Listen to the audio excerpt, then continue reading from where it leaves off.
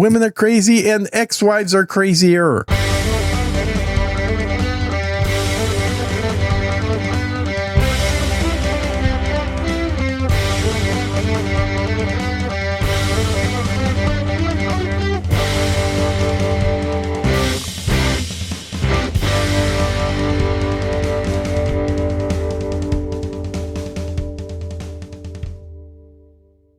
I get the feeling you don't like the sentiment of that song, live close by and visit often.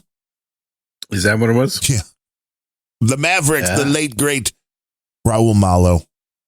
Live close by and visit often. Gene's like, no, don't live anywhere near me and don't call. Well, I don't care where you live. Just don't expect me to have you over. Don't show up unattended. No visiting. Uninvited. No visiting hours. The snake does not like visiting hours. Mm-hmm. It's another beautiful Friday morning. Just me and John both. You're both living in like a hermit life. He's overlooking the mud flats. You're overlooking whatever you're overlooking in the beautiful Austin lowlands. Yeah, the lowlands. You never know what's going to happen in Austin, kids. Come on down. Pay 5 times the price for a loaf of bread. Hey, man, I'm a good 12 feet above the river. Well, that's good because you can get just blown right away, man. That's crazy stuff.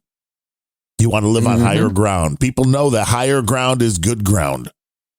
Well, not all of us can afford the hill country, you know. Oh, you don't think you're that fancy yet? Isn't Austin technically more expensive than the hill country? Or is that like the really... but not... You know what? It used to be. The hill country is becoming more... It used to be you could sell a 3-bedroom house in Austin for $1 million and go move to the hill country for like $1.2 million. Not anymore. Getting harder. Yeah, I think that hill country houses have gone up a little more than the Austin houses. Well, that's what happens when you have an affluent type that brings themselves back into Austin to get their hair done. Mm-hmm. No good hairdressers. Well, that is a difference. There are no hair cutters in Austin or in the hill country. They're just like, we'll just cut it out. Just give me I'll do your barbering for you. Give me them shears over there. I don't know, man. I keep watching these YouTube channels of like professional chef for a house in the hill country videos. There's a lot of those, where people have, they don't have a guy, they have live-in help. I mean, that's a whole new level. Mm-hmm. Somebody comes in, you got a guy to do the cooking, you got a guy to do the cleaning. Yeah. You got a guy to pay the guys that do the cooking and the cleaning. Yeah, you sell your 1.5 acre home in California for $6 million. You buy 20 acres in the hill country. That's a bargain, though. Mm. Maybe Taylor Swift will move out there, and then it'll be the place to be. Oh, you just wait. Do you think that's going to happen? Move somewhere. It may not be here, but she'll definitely end up in Wyoming or. Well, yeah, now that she's got the big burly man. Yeah, exactly. It's going to be Wyoming, or maybe if she's lucky, Nashville, or maybe Florida, someplace or Texas. You can have a nice compound. It's someplace with a good football team is what it's going to be. Yeah, and where you can have armed guards around your property 24/7. Well, everybody needs that these days. I got a rice pudding guy now. Oh, good. I got some of that. Coming direct from New York for Christmas. Nice. I know. I never had it, so we'll see if it's good. Wait, you've never had rice pudding? Well, not from the place in New York.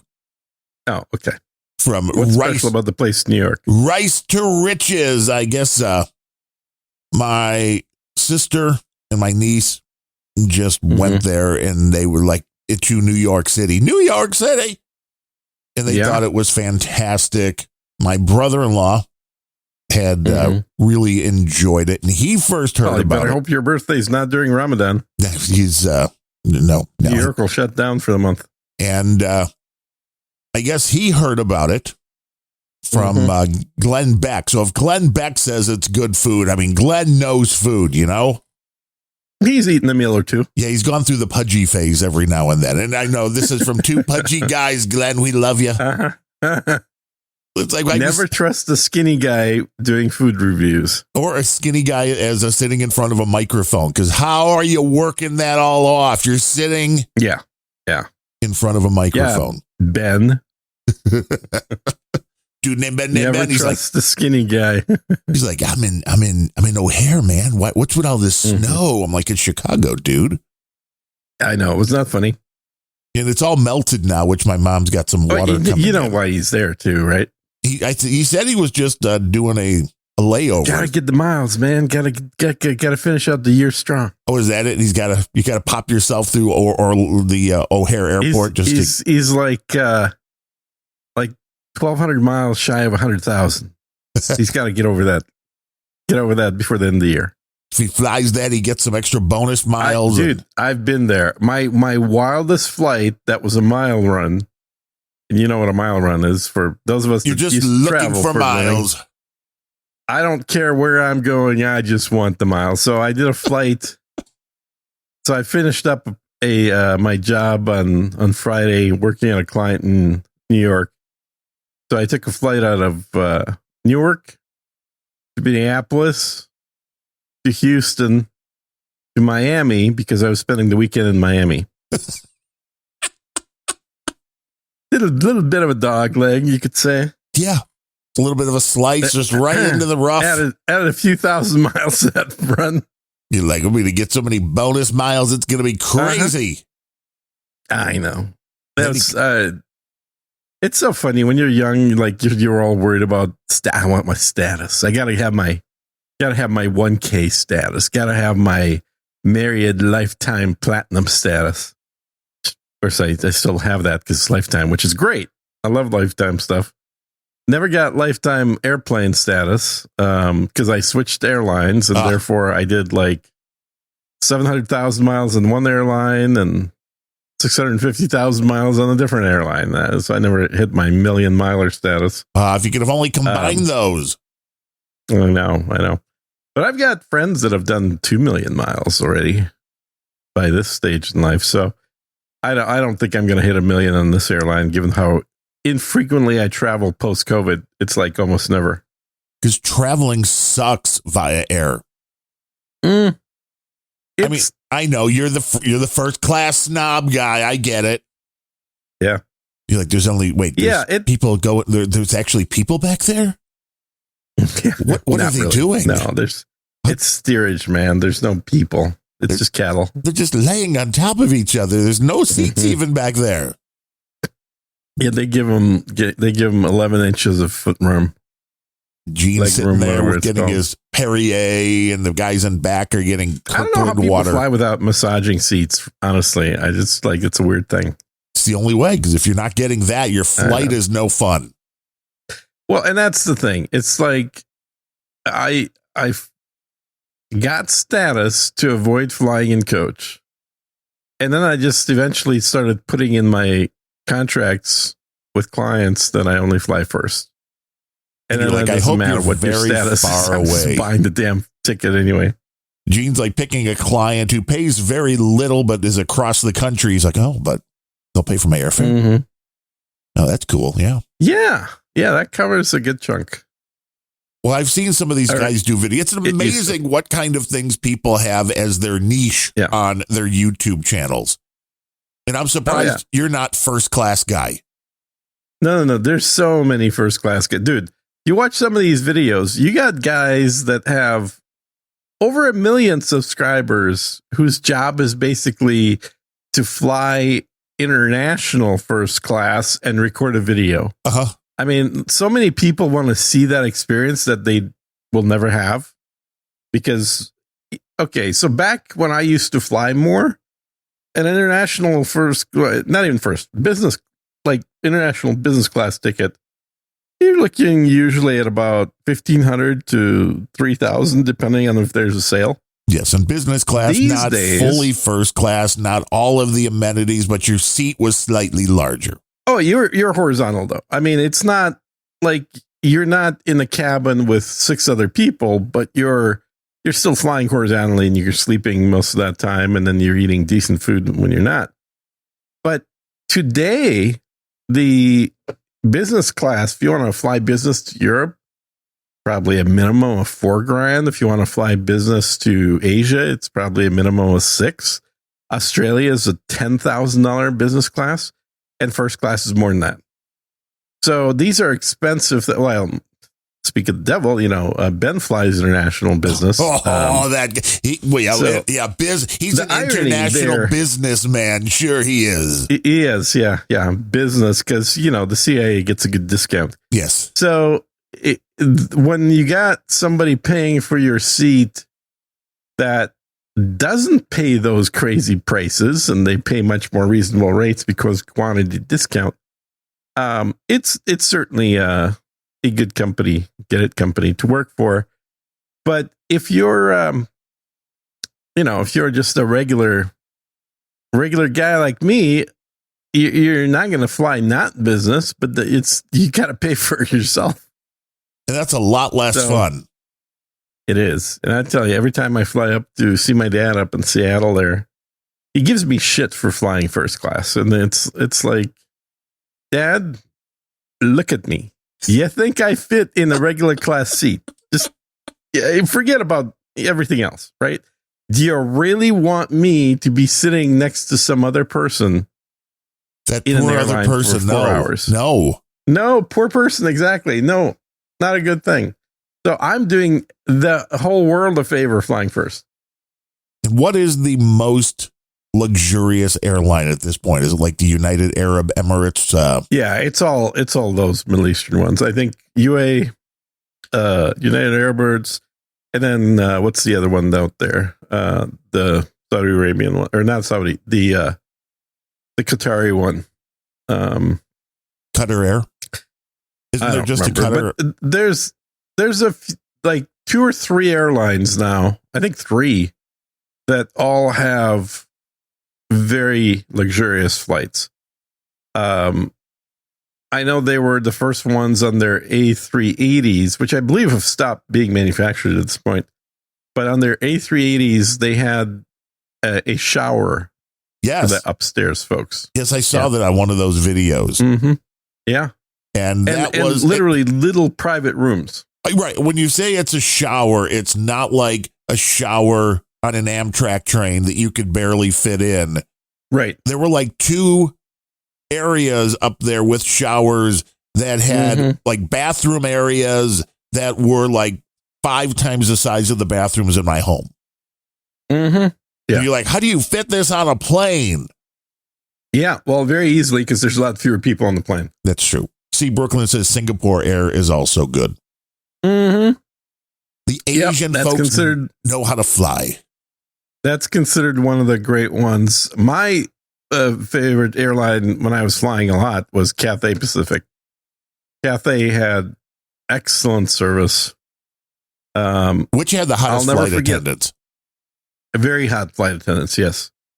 I will never forget waking up and immediately having a stewardess in front of me pronouncing my name correctly, which is a rarity in this country, and saying, "Would you like anything to snack on, Mr. Neftuliev?"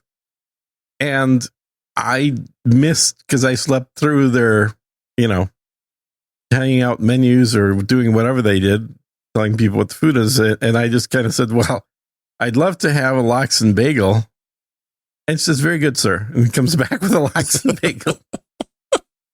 And I was like, yeah, this is the life. This is the life. Would you like something to snack on? You're like, would you look at me? Something.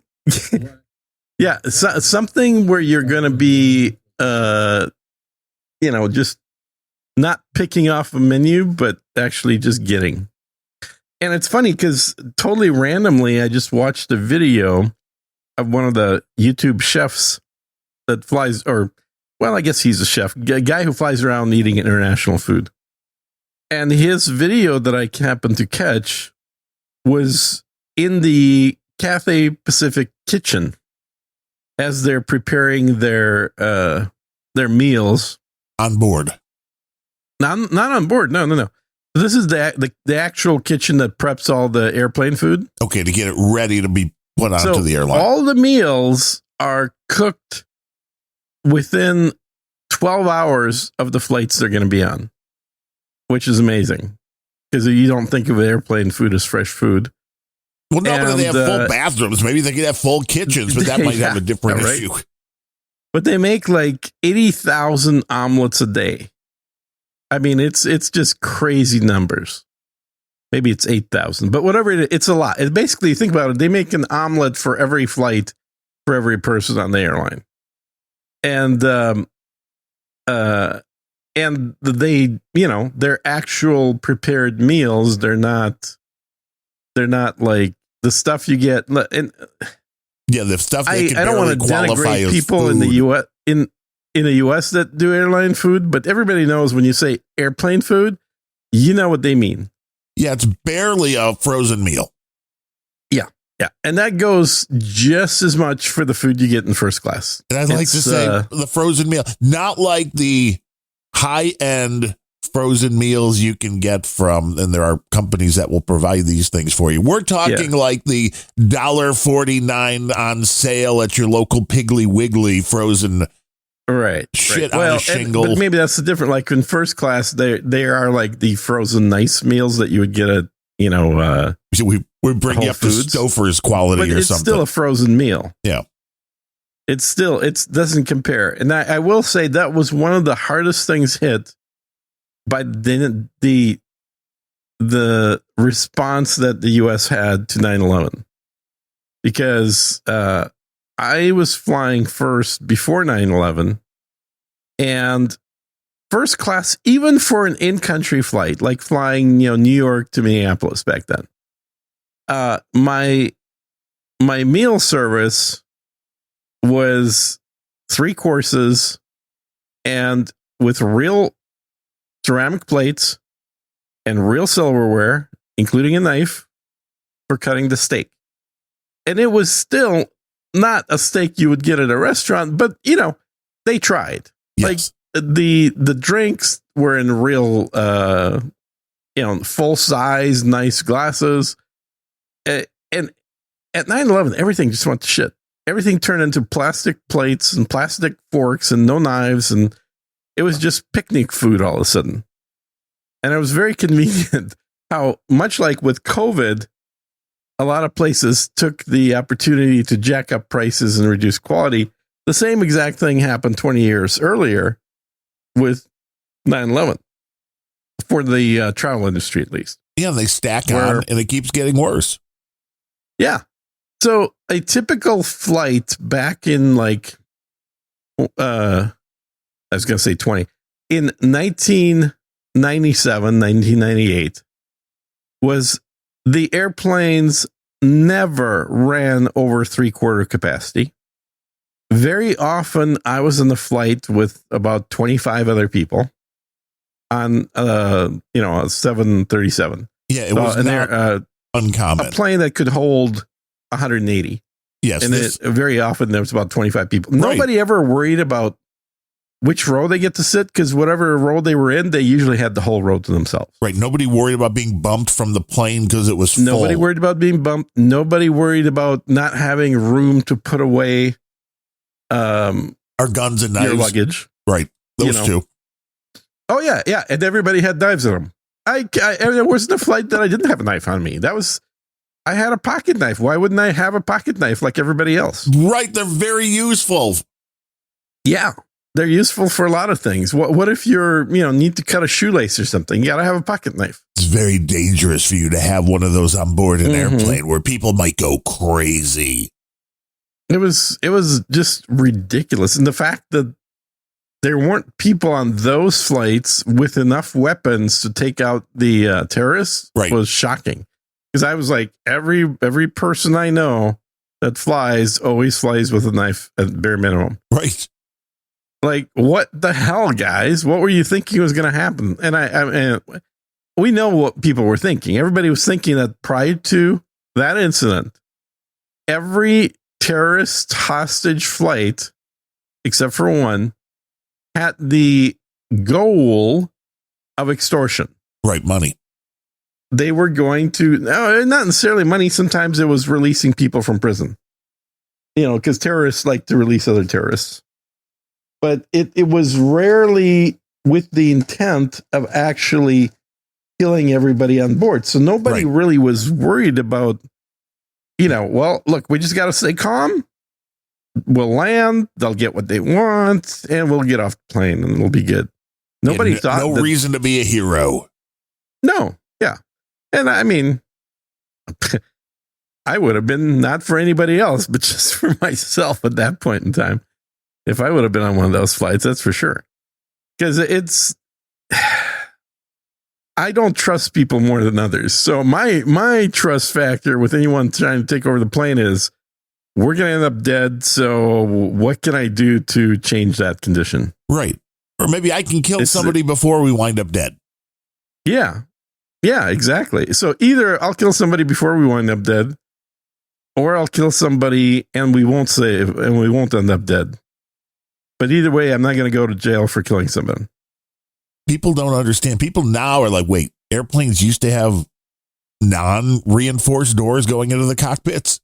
Dude, the cockpit door was always open because my usual seat is it's 1B. That's usually what I pick when I pick the seat for flights. Could look right into the pit. Always looking into the cockpit. I was always into flying virtual planes, even back in the 90s. Right, you like, look at this view. Microsoft Flight Simulator, boys.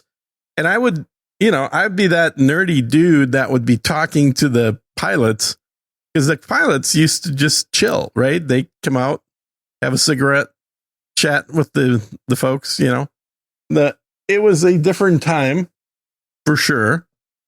But, I'd be asking them for details about what different instruments were telling them. I was always flying with a GPS and a barometer and trying to see how close I can get data compared to where the plane actually was.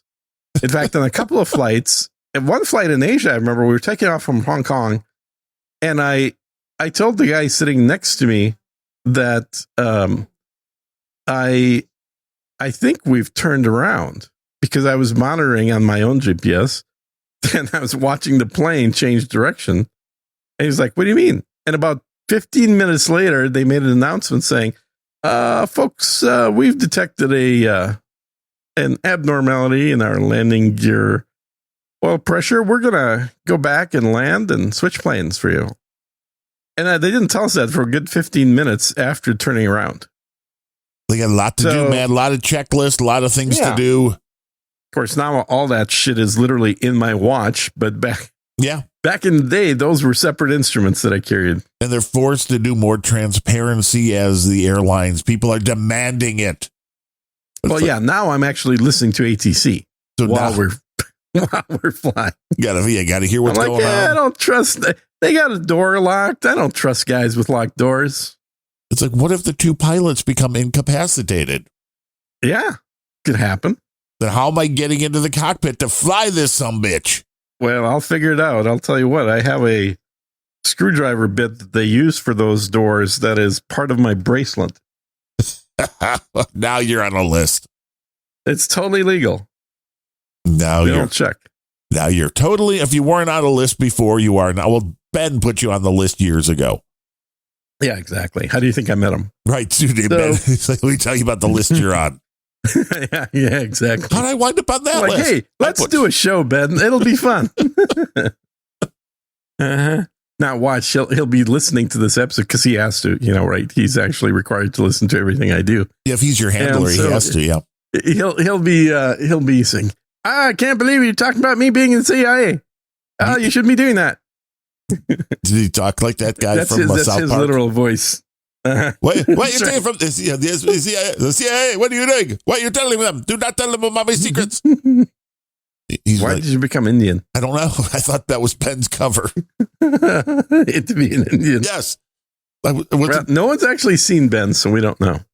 Wow. Hey, it's 61 degrees in Austin. It's a balmy day here on one of the coldest, one of the shortest is what I meant to say, days of the calendar. We're approaching just another week, and we'll be at the shortest day of the year. You know that?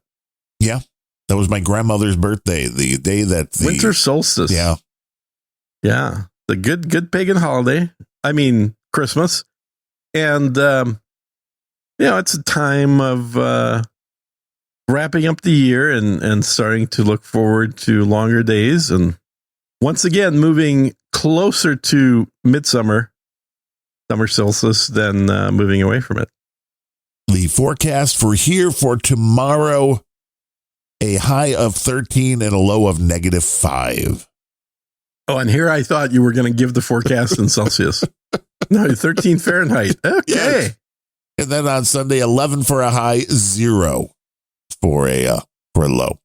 That's a 0 Fahrenheit, which is, I think, 17 Celsius, -17? Yeah. Yeah, it's something like that. No bueno. Yeah. I know they match up at -40. But -40, both Celsius and Fahrenheit, or centigrade, as some people refer to it, they are the exact same temperature. And the joke was always that's the point at which you stop caring which system you use. Yeah, at -40, you're like, no. It's fucking cold, right? Yeah. At the -40, you need to, without joking, start paying attention to not freezing your nose or fingers off. Yes. Oh, yeah. I mean, I like cold, but no, once you start getting down into the single digits and below 0 Fahrenheit, it's no. Double digits below 0 is it's a thing. And I remember when I used to live in Minnesota, that was not that unusual. Every winter, there would be some days that would hit 40 below. I like hitting 40 below was not once in 100 years kind of event. It was a yearly event. Global warming, don't you know? It was the big joke was at that temperature, you take a cup of coffee out with you to the car, and if you throw it in the air, coffee pop, snow will hit the ground. Yeah. Because it literally freezes. All the droplets will just freeze in the time it takes for that water to fall to the ground. Now, is it true? Now, is there some weird physical thing happen, but it's a good theory that if a hot water will actually freeze faster than cold water because there's a more dramatic change, or is that all BS? Yes and no. So it's both. Thank you very much. It's both. And I'll tell you what, hot water obviously has a lot more energy to dissipate, and that energy does take longer. However, you can have a condition of cold water that stays in liquid form below freezing temperatures. And because it lacks sufficient enough molecular movement to crystallize. So you can have water that is very gradually cooled to a level of sub-freezing temperatures without actually freezing. It's a very cool effect. It's been demonstrated. I remember this even as a kid with soda, with pop, as we used to say. Poppity pop. By lowering the temperature of pop to freezing, below freezing temperatures, and having it stay liquid. And as soon as you pour that bottle into a glass, it turns into a slushie, which are so good. It's a really neat effect because you're literally pouring liquid that is turning into ice crystals on its way down, and that's a very cool effect. So, but a hot cup has sufficient enough molecular movement in there to freeze as soon as it hits 0. So in that sense, it's a true thing. But if you were just to do an experiment where you take cold water from the faucet, hot water from the faucet, you bring them both outside, the cold water is going to hit freezing faster. So you have to have placed that water into where there's no movement, nothing is triggering crystallization before the temperatures go freezing for it to remain in liquid form. Well, this is also the thing with water that can get so hot. If the water is pure, it can get hotter. Is that it? That if you put anything into it, it kind of explodes. There's something to do with the purity of the water. Well, I think impurities is where you're going to have the water converting to steam first. But it's a good question. I don't know. So this may be one of those things somebody needs to look up on AI or Google these days. It is science talk right here on Can you Unrelenting. have water that's hotter than 100 degrees? I don't believe that's the case, because I think you're adding sufficient enough energy into it at that point where the only thing that'll keep it from turning into steam is going to be the air pressure. So, I mean, this is the principle of a pressure cooker, right? Is that by sealing the container fully, you keep the pressure high enough in there that water doesn't turn to steam, and that you're able to cook food a lot faster that way. And conversely, for people that like to go hiking, mountain climbing, if you're in Colorado, for example, the boiling point of water is actually lower. I think at 1 mile up, the boiling point is at like 92 degrees Celsius, something like that. Could be off on the numbers, but it's absolutely lower than it is at sea level, which means that your water for your coffee will boil at a colder temperature than it will at sea level. So the higher the pressure, the higher the temperature has to be to boil the water.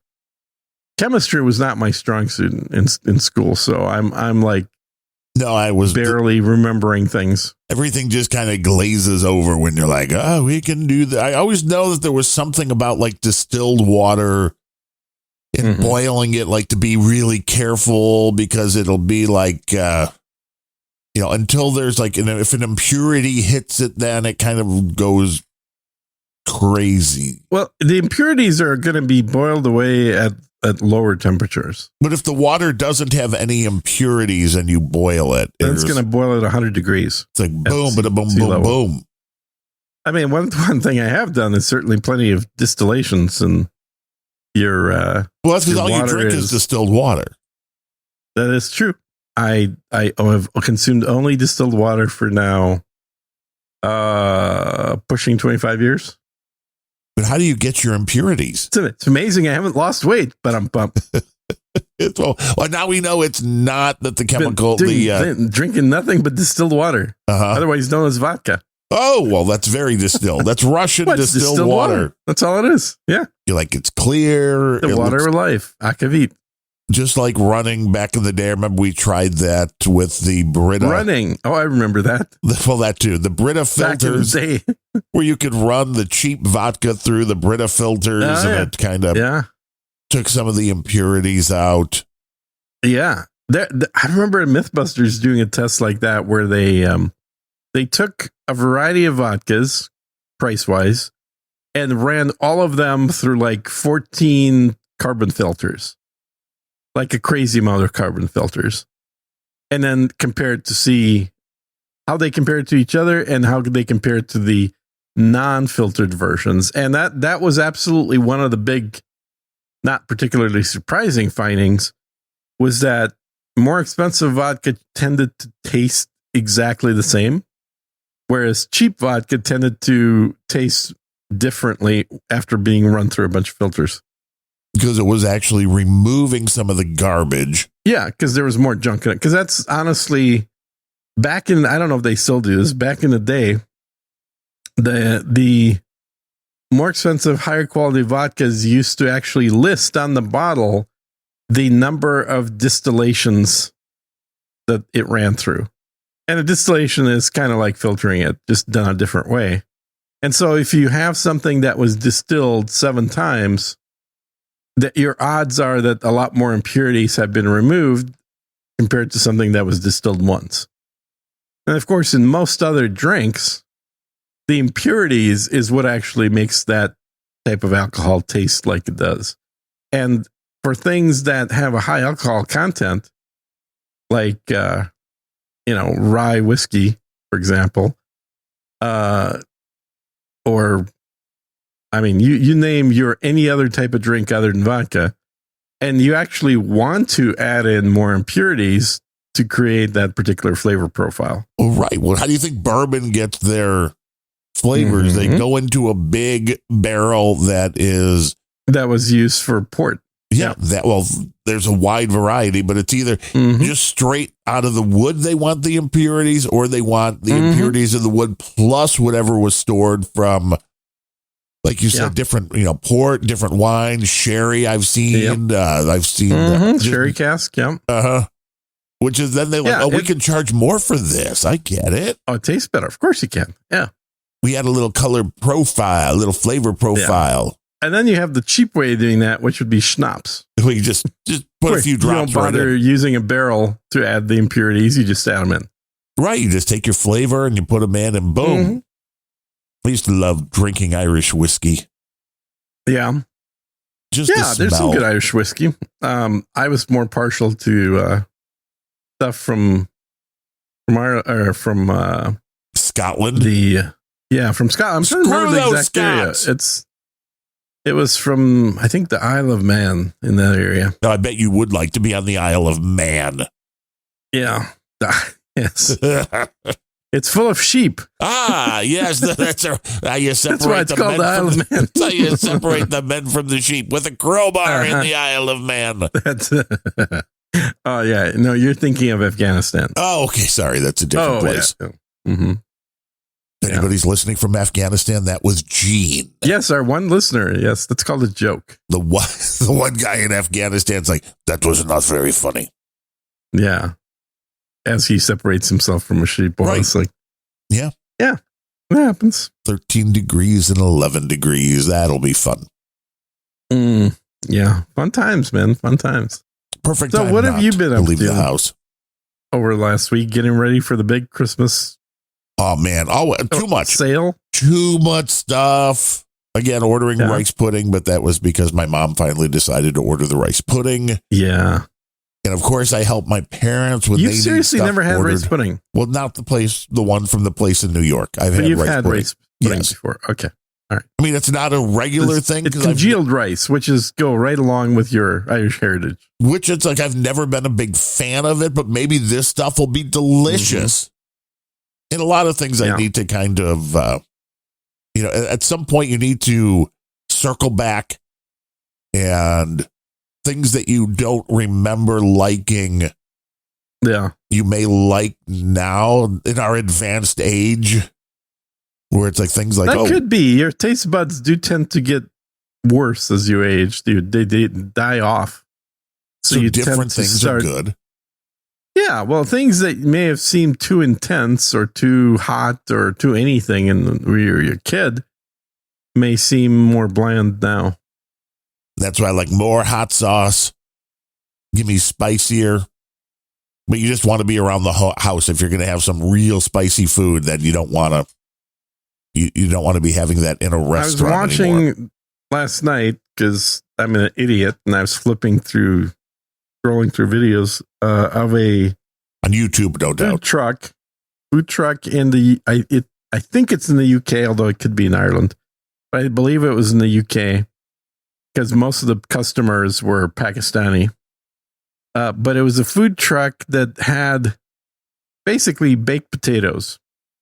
So they would have these racks and racks of foil wrapped baked potatoes in their ovens in the food truck. But I think mostly they were cooked at the beginning of the day, and they were just kept warm because you could keep a baked potato warm for a damn long time without it actually drying out.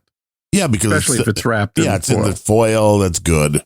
Yeah, and so their food is super simple. It's a baked potato. They pull it out, put it into a container, cut it in half, put about a inch of butter in there, and then put cheese. Those are two reasonable things. And then they put two unreasonable things on top of it that you can only do in a country with horrible food like the UK. To our UK listeners, no apologies, because I'm right. And that is they put tuna. Ew. Yes, tuna, Ew. like canned tuna salad, that consistency, basically tuna and mayonnaise clumped together. They put that on top of the baked potato, on top of the cheese. Ew. And then on top of that, they put baked beans. I mean, I know Like they like runny the baked beans for like beans. breakfast They're and god-awful. everything. They're horrible. And then they do you want some hot sauce, and they'll pour some just, European brand hot sauce on there. And I was like, oh my God, this looks horrible. What are you doing to that poor baked potato? A baked potato is not meant to have either fish or beans on top of it. That's not what it's for. It can have cheese. It can have sour cream. It can have lots of bacon. Yes, absolutely. Lots of bacon. If you live in Austin, you can even have brisket. Yeah. Oh, fucking A, man. Mm-hmm. But you cannot have tuna in a baked potato. That is just wrong. And this is why I wasn't sure if it was I assume it was the UK. The guy working behind the counter kind of had an Irish accent, but that doesn't mean it's Ireland. But I believe they've now given the Irish passports that other countries accept, so they can travel anywhere in Europe now, which is crazy if you think about it. But I believe that they can do that now. But nonetheless, almost to the T, not every customer, but damn near every customer this shop had was a Pakistani. And they were ordering the fish and beans on top of their baked potato? Uh-huh. Yeah, because they're all British. That's crazy. Proper. The other thing that surprised me was there's a line waiting when these guys open up. We are in like the wrong a line business. of 25, a queue, they would say in the UK, a queue of 25 people or so. Who the hell waits for a food truck food in a line of 25 people? I don't in Austin. We have tons of food trucks. We have like the second biggest collection of food trucks here. I think Portland had the first. I don't know if they still do. But the whole point of there being food trucks is it gives you a variety of places to get. And because there's a lot of food trucks, usually all parked next to each other, there's never a line. But the one that there's never a line, they might not be good. Well, no, it's just that's what everyone seems to have is a food truck business. Right. There's as many food trucks as there are people. Well, that's convenient. There should never be a line. Exactly. There isn't. That's what I'm saying. There's no lines in Austin on food trucks because there's so damn many food trucks. People like engineers working at Dell have a side hustle of doing food trucks. We got to make money somehow. Now I want the Mike Ditka. Nah, Coach. I remember him. Yeah. He has a restaurant, and the one of the highlights is it's called Mike's barbecue brisket nachos. So good. He's got two. Now there's two different ones. There's one that's just called Ditka's. And then there is one that I always forget, whatever his number was. It's like Cafe 89 or whatever his number was. Both have the barbecued brisket nachos, which are delightful. The Coach. Yeah, I always liked Mike Ditka. He was a personality back from the 80s. Yeah, back before wokeness. Oh, yeah. Yeah. Well, wokeness. There was definitely some inclinations of it, but I remember writing college papers about the stupidity of wokeness back in the 90s, when I was in college and back in the early 90s. And you could still make fun of woke people back then. Right. And then we really got hit with it 20 years later because all the people that were going to school at the same time as me now got tenure 20 years later. The ones that stayed in college and got their graduate degrees instead of leaving for the workforce, they were the ones that were fully bought into the whole wokeness. They're the ones putting beans on top of their potato. Of course, now we have the woke right to deal with, which is just as bad. It is weird to watch. Mm-hmm. It is very weird to watch, but this is all a part, I think, of the same evil conspiracy to make it impossible for rational people to access the news that is accurate and to access the information that they need. There is so much noise being thrown out on both sides that it's impossible. I don't even know how anybody would go about trying to get to the truth of anything. Right. At this point. I mean, and the people on the right. Well, obviously you grok it. Right. And Grok will be like, well, let me see what people are saying. But the fact that the right is now turning into the bizarre conspiracy theorist with Candace Owens and Tucker Carlson seems to be losing his shit, and Ben Shapiro. It's like, no, I don't want any of this. I don't want no Tim Pool. Like, I don't trust any of them. No, and you shouldn't. Because honestly, the difference, one of the differences between the left and right used to be that the right was individualist. And so they tended to not like herd mentalities. Herd mentality is the opposite of individualism. It's the my group versus these other people that are not in my group. It's what we've been making fun of the left for and socialism forever. That's what I've been doing since the 80s, really. And to see this happening on the right, this idea that used to be thought of as fringe and mentally retarded, there I'll say the word because it is what it is. This idea that, well, this group of people who I've never actually met, they're the worst and they're responsible for all kinds of things. On the left, that used to be, quote, white people, unquote, and more specifically or more recently, straight white men. And that was the group you could point a finger at and blame for all the ills of the world while ignoring all the benefits of living in Western society. And now we've got the same thing on the right, where literally, like, you got both houses, you got Trump as the president. What more could you possibly want? Oh, no, the Jews are ruining everything. It's like, what? At a point where you're literally winning, you start pointing at people that are keeping you from winning more? Right. What? Right. What the hell are you doing? Because the net result of this, we all know what the net result is. A landslide for Democrats during the midterms. Both houses will likely be lost at this point. And it's a self-inflicted wound. That's the sad part about all of this is like, there have always been kooks of every political persuasion. The difference is, do you elevate the kooks like they've done Democrat Party? Or do you ignore the kooks like they've usually done in the Republican Party? Right. No, they've embraced them. They've totally, fully embraced the kooks at this point. And if I had a dime for every person who says, well, you know, Nick Fuente is just saying what all the young people are thinking because they've been disenfranchised by all the older people. You know, every previous generation up until ours had to deal with some kind of war, some kind of strife, something where there was an actual danger to being a young person. And if you didn't go to war, if you managed to survive war, if you were one of the lucky ones that only had buddies die and you were still alive, you kind of tended to focus on things that were important, like building a life for yourself, getting married, having kids, making sure that, you know, you're catching up or at least staying afloat with the cost of living. All these things that tended to point you in a direction where you didn't have time to bitch and moan about a bunch of things. You would think that the Zoomers, who all walk around with $1,000 phones. Oh, yeah. Oh, more. They're getting to be more than $1,000, which is insane. Oh, yeah. More than $1,000.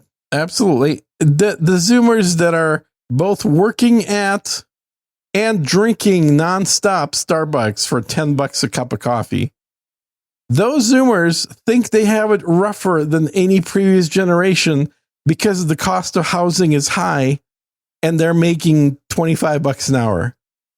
It's like, well, okay, so maybe you won't buy a house like the guys that went to war and basically got a free house on the GI Bill. Yeah, maybe that's not you, but you also didn't go to war. Which is a benefit.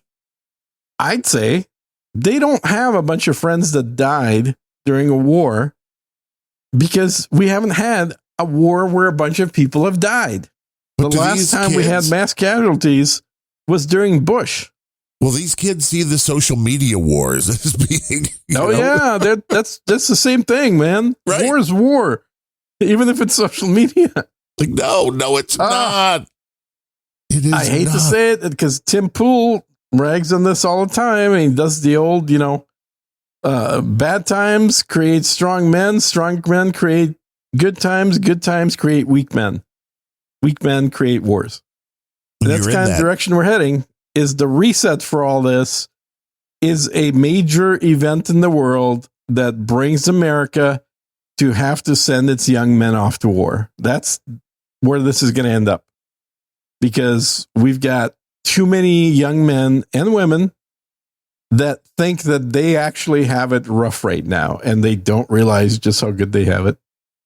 Well, it's because owning a house was not something that every person thought they could achieve for most of the world, for most of the history of the world. It was literally only people post-American, it was really post-World War II, but certainly post the Great Depression, where people actually thought that, part of just being an average Joe is being able to buy a house that you live in, just working on middle average job. Well, the Democrats' policies are specifically put together in a way to make home ownership nearly impossible. Yeah. And then, of course, they run on, well, you can't even buy a house. Well, it's because of what they're doing, which is hilarious that people fall for it, as the taxes continue to go up and up in places like Crook County, Chicago. Well, I know in Austin, it's definitely a hot topic here for our next elections. Is we don't have an income tax in the state, which drives a lot of business here, but we have a fairly substantial property tax on homes, to the point where I think the average tax on a home in Austin now, in Austin proper, is like $17,000 a year. Yeah, I believe that. And so if you have to pay $17,000 for basically renting the land your house is on from the government, on top of making a payment for a house in a market where the average home is pushing $1 million, it's, you're not going to be buying a new house in Austin unless you're making very good money, because your monthly payment for buying a house here probably going to be in the $4,000 to $5,000 a month range, which, most people say your payment for a mortgage should not be, or all your costs for the house should not be more than a third of your salary, of your take home. So your take home has to be somewhere in the $15,000 a month neighborhood being net, which means your gross take home should be somewhere in the $20,000 to $22,000 a month, which means you're making $250,000 a year. So if you're making $250,000 a year, you can certainly buy a house in Austin if you want the hassle. Yeah, I mean, I think we're in the $8,000 to $9,000 range for yearly income for the property tax, which is insane. Property tax, yeah. It is. The whole idea of paying a property tax, which again, the original intent was, well, this is how we pay for the public school. Okay, you're collecting money from people that don't have kids in public school. And even if you all agree to that and say, well, we did it at one point, or, whatever, so we're okay with that. Right. Public good. We understand. How are you paying $20,000 or even $10,000 a year per property for public school? That's insanity. Clearly, there's a lot more than just public school writing on top of that payment. Oh, yeah. We have a lot of people working for this county that need to be paid. Get rid of them all. Uh-huh. And then you guys, on top of that, do have an income tax and a high sales tax. Yes. Yeah. Welcome to Illinois. It's one of the greatest run cities and states as far as Chicago. And yeah, that's why it's always been interesting to me to know people who live in places like New York or in Chicago, because one thing you can be sure of is they are both rich and liberal. Because if you're rich and not liberal, you move to Texas.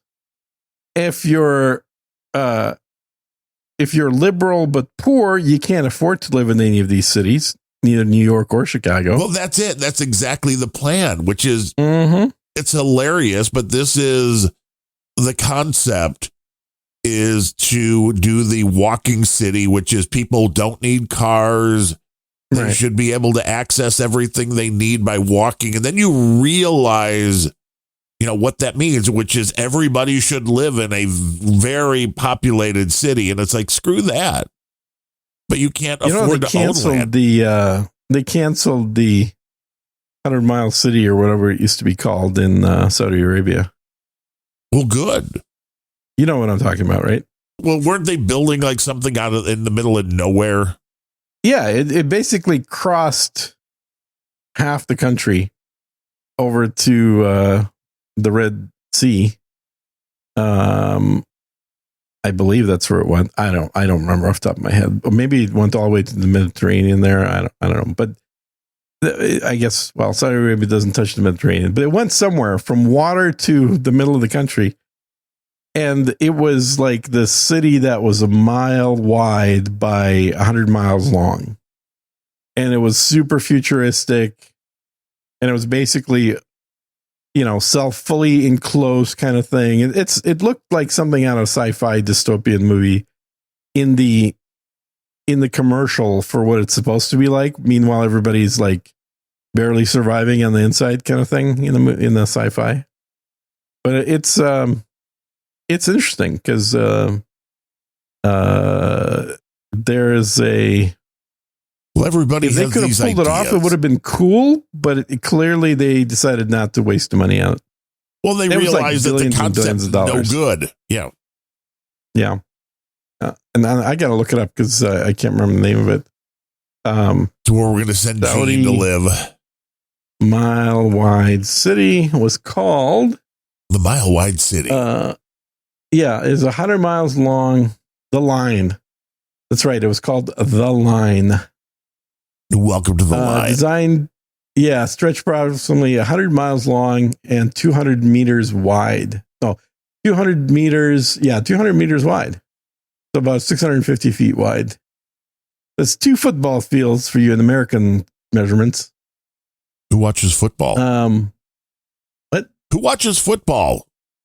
I watched football the other day. Wow. I watched the Austin UT team absolutely demolish Ben's I see why now. Football team. It was Ben's, right? I think we talked about that because I'm like, my high school won the state championship for the first time since 1981. In what? Football? Yeah, Chicago. The 7. There's like 8 different classifications where 8 is the largest school. This was the classification 7. Okay. First time since before I was there.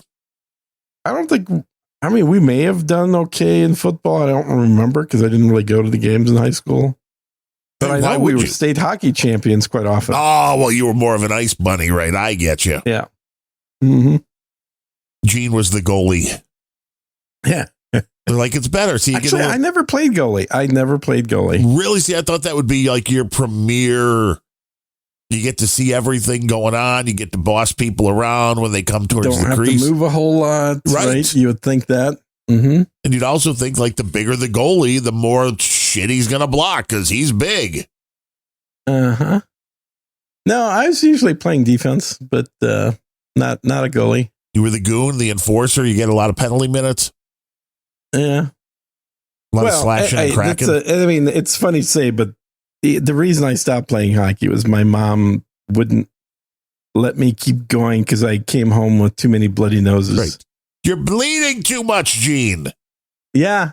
Which I always thought was funny because blood freezes on the ice and you can see like where the fights break out. It was always fun.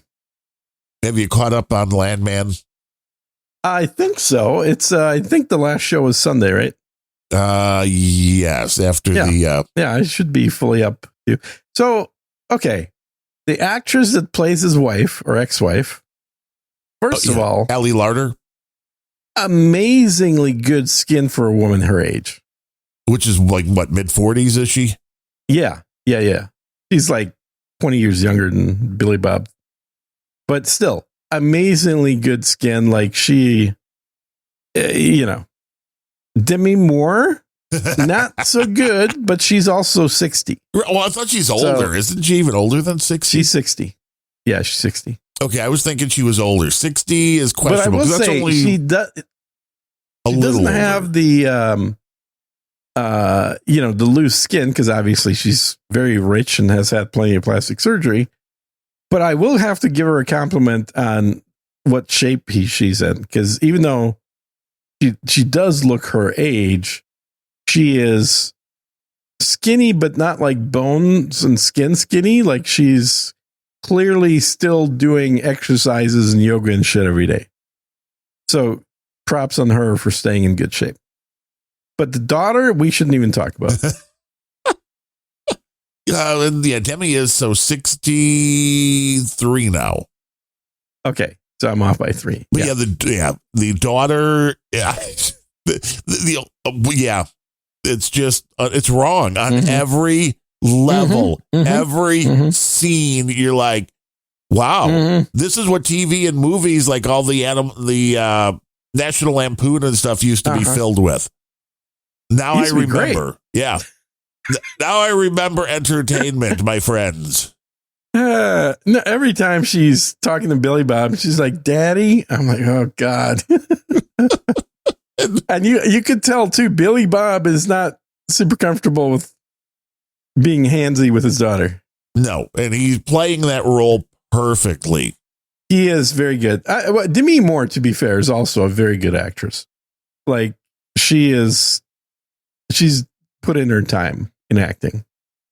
Never liked her politics, obviously, as expected, but at the same time, you got to give props where props are due. And Billy Bob is, a better actor than I think Hollywood really treated him as. He's in a range. I'll give him that. It's always going to be. It's about as wide as Pacino. Yeah. Right. He's not going to be. I play a guy from Texas. Mm-hmm. Anything too far out of that comfort zone, but he brings different things to different roles where he's not always. I mean, again, I like French fry potatoes. He can play a few different roles. Yeah. And he's got a restaurant in Fort Worth. It's had for ages. I remember having a party out there. He seems like more of a regular guy. Ellie Larder, I saw, moved to Idaho because she hates California and all the woke shit and everything else. All the rich Californians are moving to Idaho. And the Idahoans are moving out of Idaho at this point. So soon that's going to be California. So I went to Thanksgiving at Ben's family Thanksgiving, which was like 75 people. Wow, and the CIA really has their tentacles out. I was apparently the only non-relative there, which was amazing given how many people were there. But some of his relatives moved back to Texas, where they grew up when they were kids, from Idaho. Like they can't deal with all the bullshit out there now. The daughter is actually 28 years old. So thank God.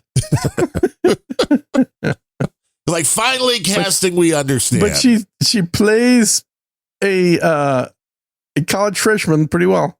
Yeah, definitely has the very bendy. Yeah, the chops for it, if you will.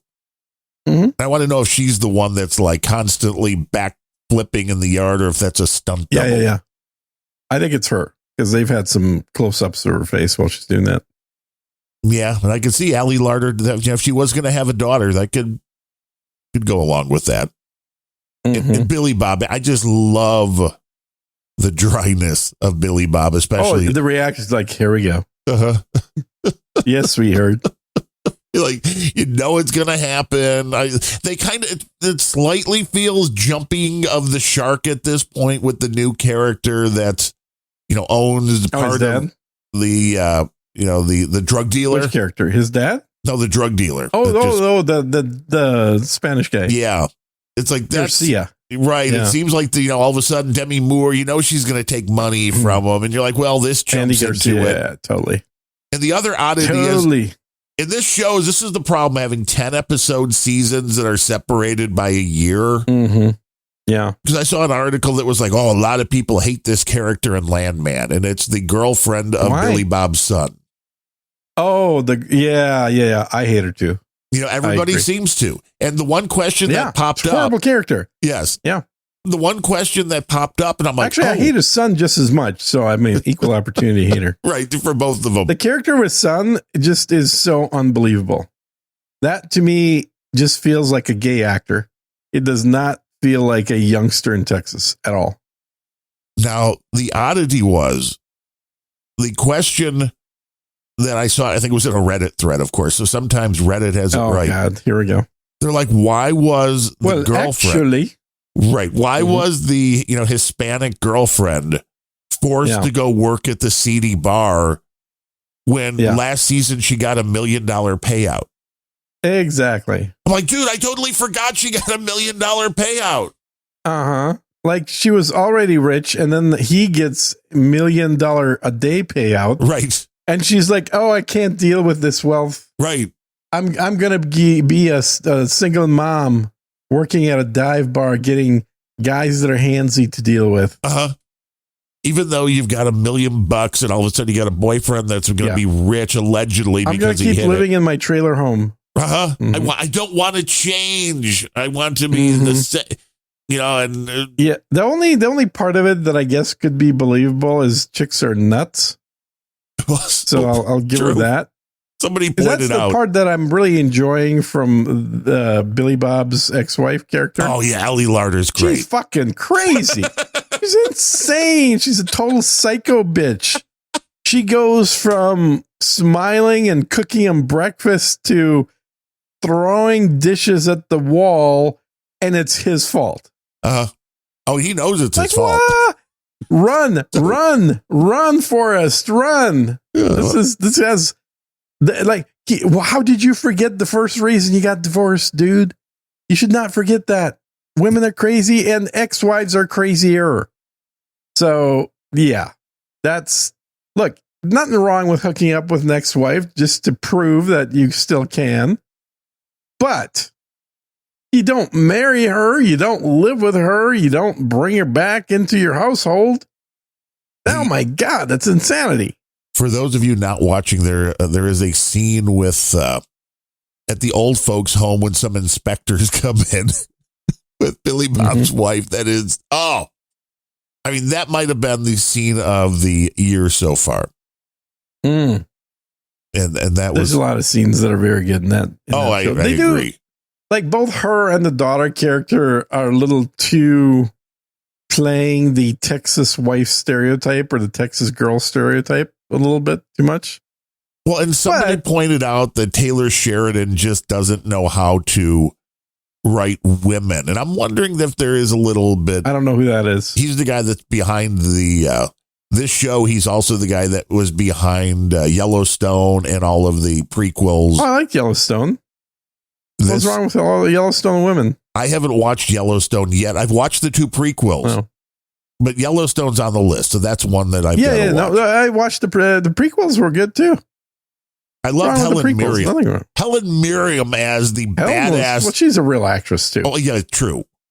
The scene where the house was taking siege and she gets the big fucking elephant gun out and starts blowing people away. I mean, that was like, dude. And I like that she's playing an Irish woman. That was funny. The Irish are I tough. will say that even now at her old age, ancient she is, I still can't help but to remember her in The Cook, The Thief, His Wife, and Her Lover. Ooh.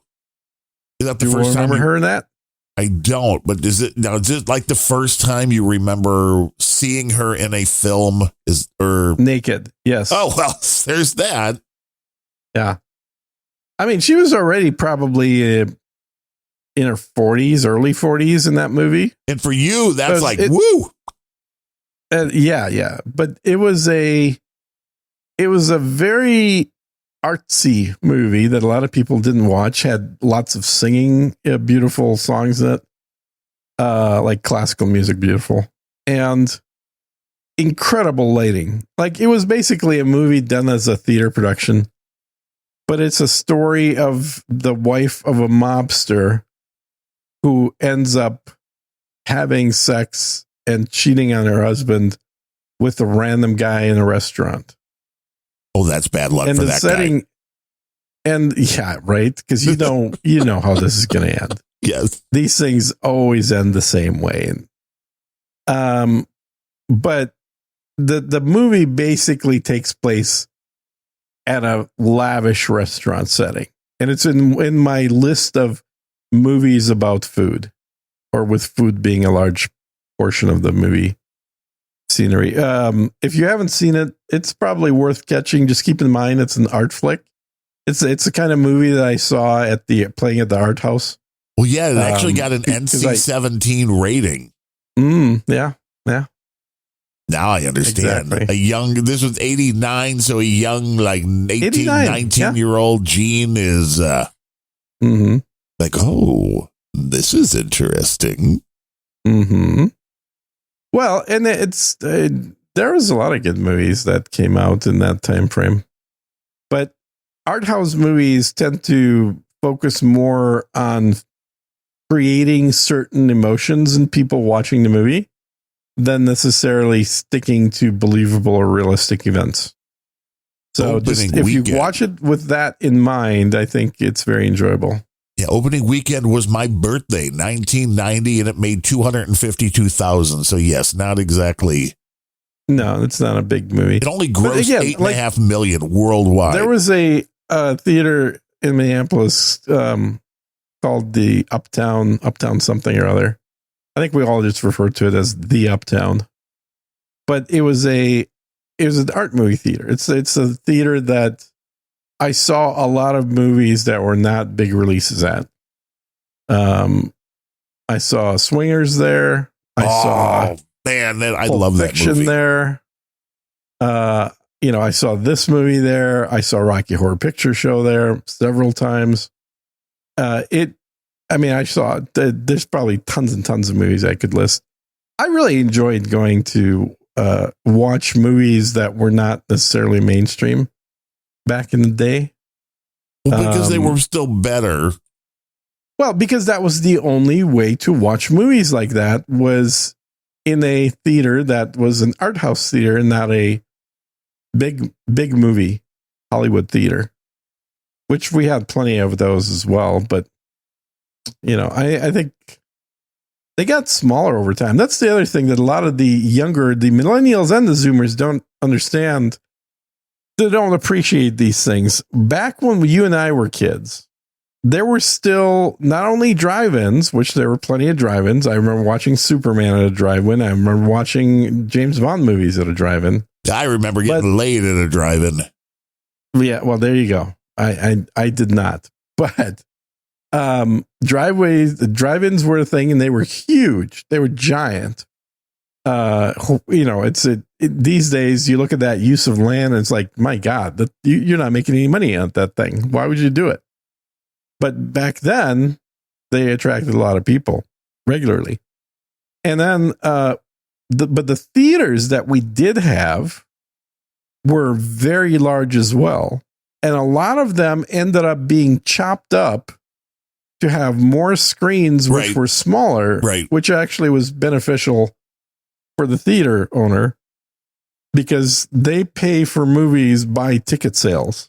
Well, it was like the airplane thing. You want to fill it up. You don't want to have a half empty theater. So if the smaller the theater is, you can run movies that only are going to have 50 people show up, because you got a theater that's only seats 50 people. I think what you mean to say is this is why you don't fly a 747 to every flight. Right, exactly.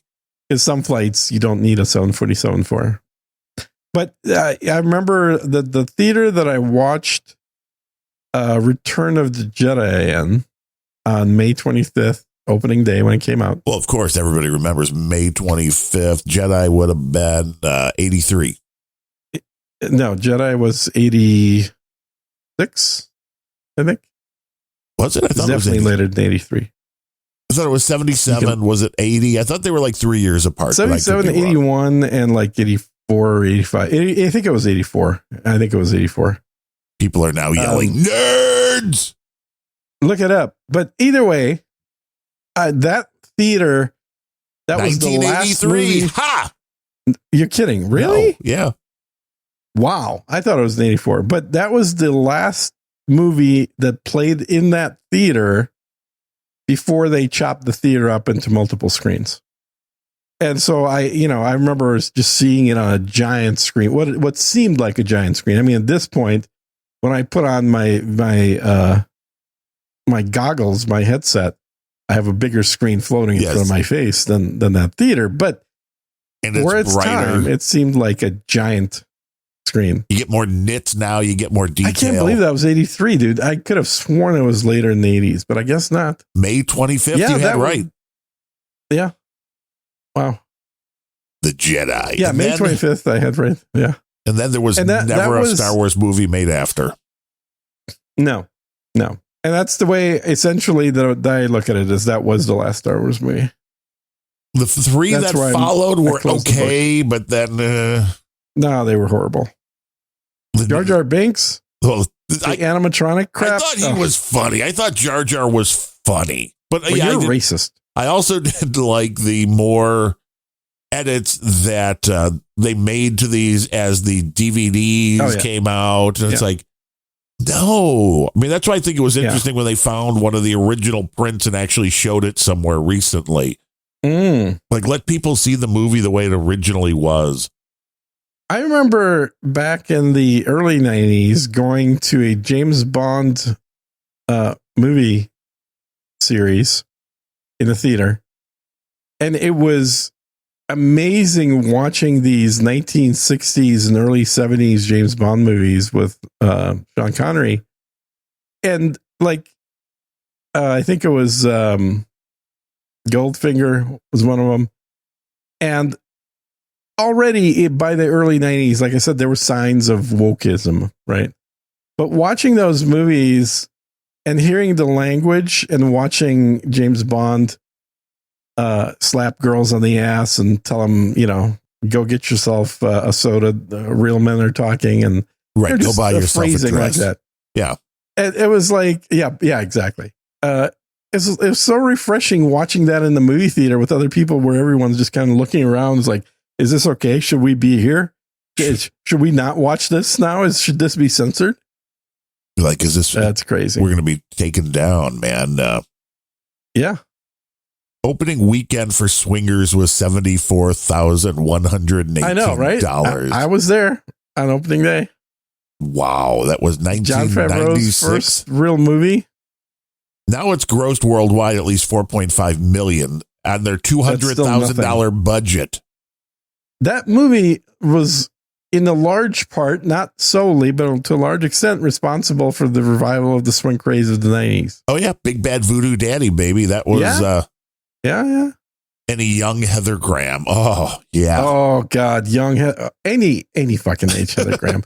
Heather Graham has been my kryptonite, dude. Yeah. Whoa. Yeah, she's my kryptonite. The girl that can't age out? Yeah. I've seen her recently, and she definitely looks way old, and I'd still fuck her. I wonder if she's going to do anything with the new Suits, different show.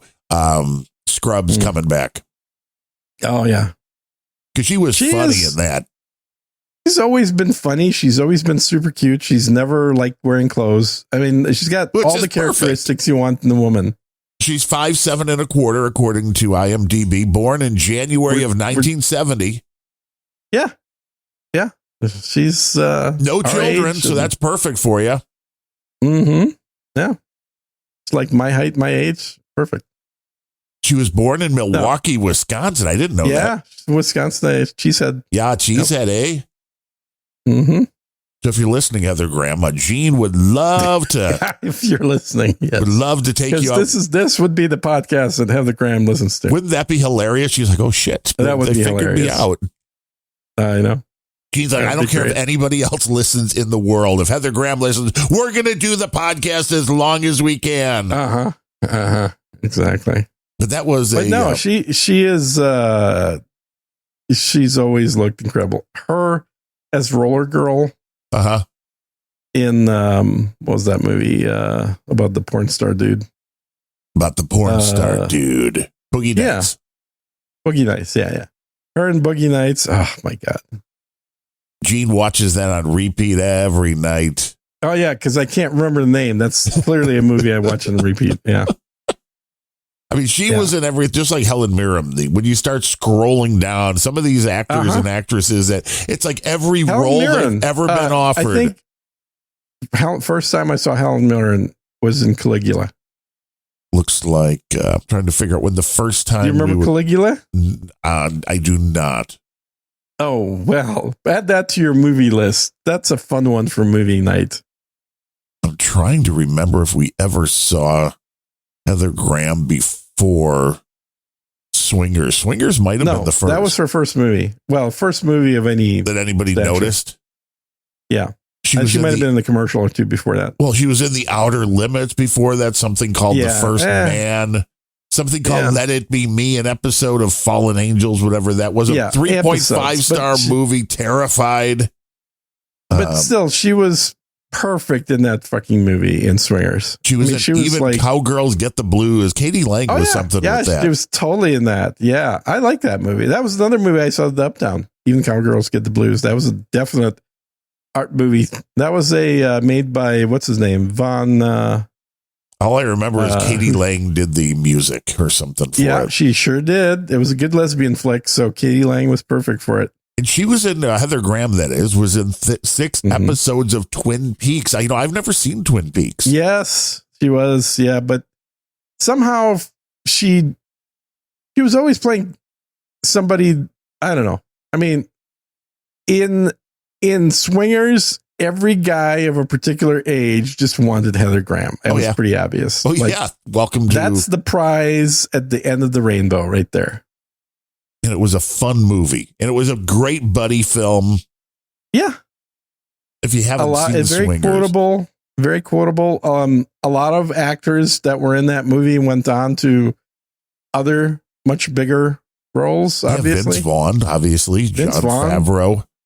Yeah, Ron Livingston. Jon Favreau. Yeah, exactly. All those guys. I don't know what happened to the black guy, but everybody else pretty much became a bigger actor. Alex Dessert is the black guy. Okay, never heard of him. He's still doing Simpsons sound voices up there, current. Oh, he plays Apu. Okay. 72 episodes. He is Carl Carson Lou. Security he's guard. The black characters. Okay. I guess. Yeah. That would make sense because he's a black dude. Yeah, but like the stuff in that movie where they're doing homages to Pulp Fiction. Or not Pulp Fiction, to Reservoir Dogs. Oh yeah. Walking down the street. Mm-hmm. And then when the one dude driving pulls the cars gun, one right after the other. Mm-hmm. Yeah, then the gun pull it. Oh, I mean, this was I like when they were playing the Sega Vegas, Genesis with the hockey. Well, we're going to fuck Gretzky up. Yeah. All that stuff was very real. The guys are, like I said, they're about our age. The experiences that they had were not that dissimilar. And I definitely got into swing dancing as a result of watching that movie. Because I want video. I want video. There is a video of it. Dude, I was really good. Of course. Why wouldn't you be? I met all the bands too. I was doing a lot of photography because, I've been a photographer forever. And so I have, I was at Glam Slam at Princess Club, 3 nights a week. I'm not familiar with Glam Slam. A ton of bands. Look up Glam Slam Minneapolis. Oh. Am I going to have to go through like an X-rated filter? Well, I told you this story before. Like Prince and I shopped at the same grocery store. And you nodded to each other. Huh? Yeah, we ran into each other. Yeah, absolutely. I ran into him and his wife. It was on more than one occasion. But I was like a regular Glam Slam. I was the guy that the bouncers would open up the velvet rope for to walk past the line. I was one of those guys. Mostly it was girls, but I was one of the guys that the one guy that was showing up. Yeah. It was located at 110 North 5th Street, Minneapolis. Mm-hmm. People are like, we're trying to find information. It's a vape store now. Oh, sad as that. Oh, God, that's so sad. It's such a beautiful spot.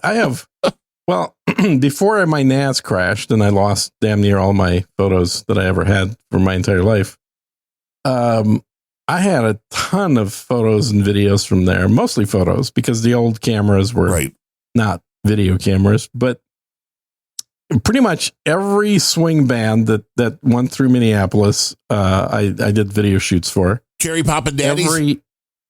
Oh, yeah. Yeah. Yep. Big Bad Voodoo Daddy's hard to beat, though. Big Bad Voodoo Daddy. I saw those guys multiple times. Anything that was sort of swing era or like retro country, I was at all those shows. And danced a lot, man. Did a lot of swing dancing. I had kept you in good shape.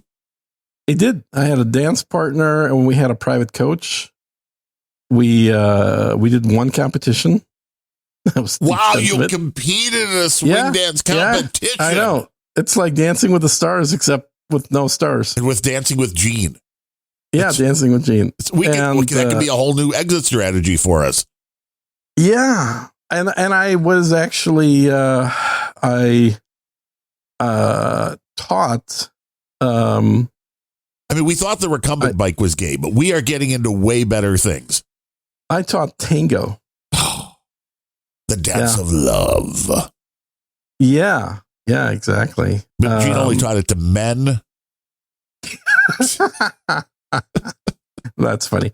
No, I was actually the boy toy myself. I was the assistant of a woman that was teaching it professionally. So I was like the guy doing all the moves with her as she's explaining it to the class. And then, I still would call it technically teaching it, but I was obviously the assistant. I wasn't the one. You were more the model student. People.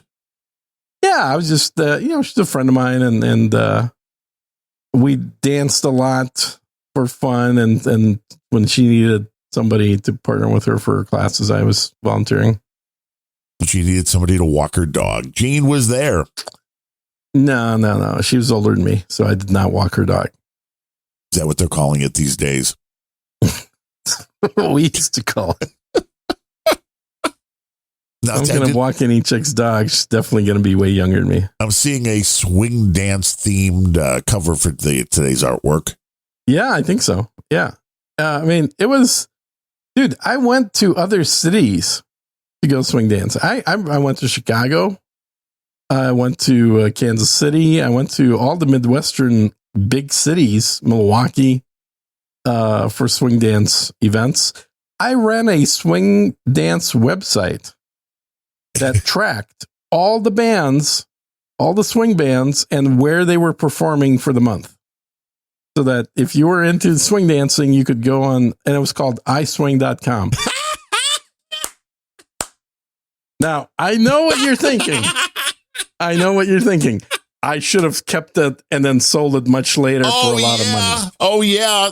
Yes, that was in the days where you could get a website. Well, you could get a domain for free. You didn't have to pay. That's how far back I had this. It was in the mid 90s. And so, yeah, I had iswing.com. Oh, it's for sale right now. Click here to learn more. Seriously? Yes. Yeah. Oh, my God. You can get iswing.com. What you could relive. Yeah. Get a price of less than 24 hours. I was making enough money on it to hire a web developer. Nice. Keep it up to date and stuff. Because originally I coded the whole thing. And eventually I was able to hand it off to somebody else to maintain. Well, I was too busy actually traveling the country and dancing. Did I tell you about that one time back when I used to be a competitive dancer? Yeah. No, never. Isn't it amazing how many things I've done in my life? Almost. It is almost unbelievable, as they would say.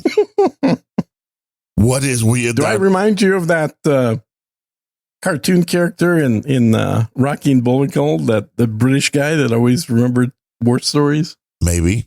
I'm thinking dude named Ben's like, and you think I'm in the fucking CIA? The only people with stories like this are. What cover did you have to go with this week? Oh no, I'm a diamonds merchant from International Man of Mystery. Yes. Back when I was flying from Hong Kong to Dubai. Yes, of course, in my private little as one does, being unemployed. Private plane, of course, only private planes. Mm-hmm. We don't have the capacity for private planes because we have a value for value show. We do. We have still, amazingly, not made enough money to have a private plane yet. No. Do you have a few people to thank for today's show, including Mark Coder, who comes in with $333 per show? Amazing. It's kind of like he's the only guy we're doing shows for. Him. Sounds like it. And Scott Codswallop, which is a new pseudonym. Yeah, hey, maybe he wants to buy icewing.com. For $2.50. Mm-hmm. Scott pointed out that he is in one of those countries, UK, that maybe you don't want your real name attached to anything now that they are, putting people in jail for tweets. That'll be the next thing. Yeah, that'll be the next thing. Like, oh, you donated to a podcast and they said this? Well, you're going to jail. Uh-oh. I really hope the UK has a revolution. I really do. They need it more than we do. Yeah, the insanity that they're going through right now with things on social media, jokes. The guy that was a soccer player, footballer, as they call them. Yeah.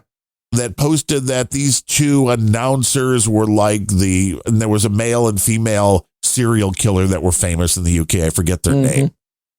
But I'm like, this would be the equivalent of somebody in the United States saying, Joe Buck, he's the, Charlie Manson of football, and it's like, who cares? It's a joke.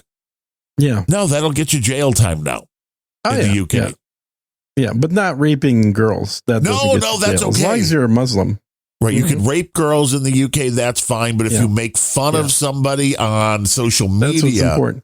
So let me give you the definition of what a revolution is, because I only heard it recently, and I think it's a perfect revolution, a perfect definition, which is a revolution is simply a replacement of the upper class.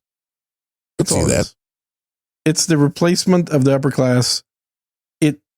It generally is achieved by not the upper class, but by one of the lower classes. But who wants to replace the upper class? That's the main function of a revolution, is the replacement of the upper class, replacement of the governing class, whatever you want to call it. But essentially, it is when the interests of the upper class deviate so much from the interests of the rest of the country that the rest of the country makes a drastic change to replace that upper class. Yeah, like and sometimes that replacement ends up.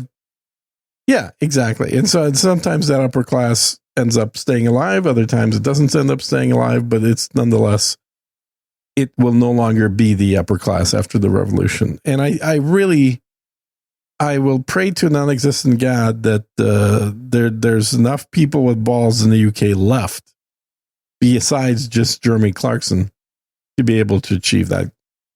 Yeah, or get off the internet, because that's what's going to put you in jail faster than anything else. That's just the slow path to having the whole island be a prison. Yeah. If you get off the internet, you're not solving the problem. You have to solve the problem. And I'm sure at this point now, I won't be allowed to travel to the UK again. No, I've already said that. I've said that to my wife. Yeah. I mean, we've been to Ireland. I'm like, there is no way in hell I would even have a connecting flight or have any flight into England, because they'll be like, oh, we've heard what you said. Yeah, exactly. Like, I'm a comedic podcaster. Yeah. Literally, that's how I make my living. Comedy podcast. CSB came in. Speaking of people making their living with comedy. Speaking of people in Ireland, so CSB, yeah. CSB 3333, which is $3.08. Yeah. He says, just go to YouTube and search for AI Arch Wizard, where there is no space between Arch and Wizard. Well, thanks for pointing that part out. Okay. Well, how do you spell arch? ARCH. Not everybody knows that. Because it could just be ARC. Yeah. That would be like Arc Wizard. Mm-hmm. Arc Wizard. What's an Arc Wizard? I don't know. What's an Arch Wizard? Is this something like Harry What is Potter? an Arch Wizard? It's something to do with arches. Like the one in St. Louis. There's a big arch. There's a big Arch Wizard in St. Louis, I hear, yeah. Well, if you have the big arch, you have the gateway. So then there has to be a wizard that controls it. You should never be on the east side of the arch. You should probably never be anywhere near the arch, but that's... Yeah, well. But yeah, that's the bad part of town is on the east side there. It's the gateway to the west. Because everybody wants to get the hell out of that neighborhood, I guess. Yeah, out of the east, exactly. Yeah. I thought that was a great movie setting for a sci-fi TV show about a dystopian future. I can't remember the name of the show. I'm going to have to look it up. Did you ever go up in the arch? I never have. No. Have you? Yeah. If you're claustrophobic, not recommended. I don't even remember how old I was when I was there with my parents. Pretty thin up there. Well, it's like you go up in a little elevator that I think maybe can fit like 4 people at a time in a very close quarters. Wow. Then it takes you up to the top where there's like a little 2 fat guys. Right. Okay. Little like for you and me too. And then we'd be like, if this thing breaks, we're fucked. Yeah, we're fucked. And there's a little observatory at the top with little thin windows that you could look out. And then you start wondering how long the arch has been up and if it's structurally sound and all sorts of good questions. So there's there was a sci-fi series called Defiance, which was set in St. Louis. And the arch was an integral part of the show. I did not know that. Mm-hmm. Putting that on my bingo card right here. Along with the boost. Bingo card for cities? Yeah, for everything we talk about. Oh, okay. 3333. I thought it was a good show. It had a few chick characters that were good. Actually, it had, I think, more than 2, but 2 actresses. When you say they're good, you mean they're attractive to look at? Obviously. What else would I say? Like, I don't care how they act. Well, I mean, no, you don't want them to act poorly, but it's sci-fi, so you know it's good. But it's the story of a guy with an alien daughter that comes to this, what's left of a city that is a area of America that still exists, which most of the country has been devastated by war with aliens. But was it better than cities? Yeah, probably a little bit, maybe. But it was worth watching. I think they had 3 seasons, I believe, and it was fun. So Julie Benz was in it. You remember who she is? She was sounds familiar. Julie Benz. Yeah, she's in a bunch of stuff. But she was where I first saw her was on Dexter. She was the wife of Dexter. See, I never watched Dexter. Oh, okay. The wife did because she liked serial killers. I don't know. Jamie Murray was in it. Jamie Murray was fucking hot and everything she's been in. But she played this crazy British chick on Dexter. Like really crazy hot.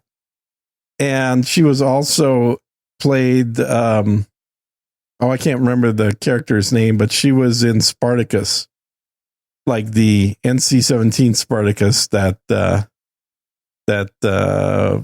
actually just got restarted. I should mention that as well. Spartacus has a new season for anyone that's a fan of Spartacus. But Spartacus, came out to do, they did the HBO formula, which HBO is used for a bunch of movie or TV shows, which is what people want to see is brutality, blood, and nudity and sex. Sometimes all at the same time. All at the same time. And Spartacus gave us all at the same time. Lucy Lawless was fucking amazing in Spartacus. Like, she played the wife of the main character. And if you ever wanted to see Lucy, Juicy Lucy. What was her character that she played back in the day? Xena, warrior princess. you ever wanted to see Xena without any clothes on, that's the show for you. No, we just lost half the audience. And it's like it does portray Roman society in a way where you just totally want to live there. She's like, this is way better than what we're doing now. You know, her husband's had a hard day running the Lutus. Yeah, but you don't get the big screen you can just slap on your head with the virtual reality. Exactly. And then, you know, his wife is sitting in the bath, because the Romans loved their baths. Lucy Lawless with no clothes on, getting massaged in their shoulders. And then husband comes into the bath, and they're talking about, you know, his day and her day. And then the slave comes in and starts to take care of the husband as they're having a conversation. And I remember watching this with my ex-wife and pointing to it and go, why don't we live like that?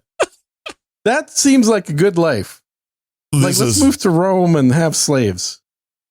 This is where everything started breaking down in the marriage. I think this is what gave her some bad ideas.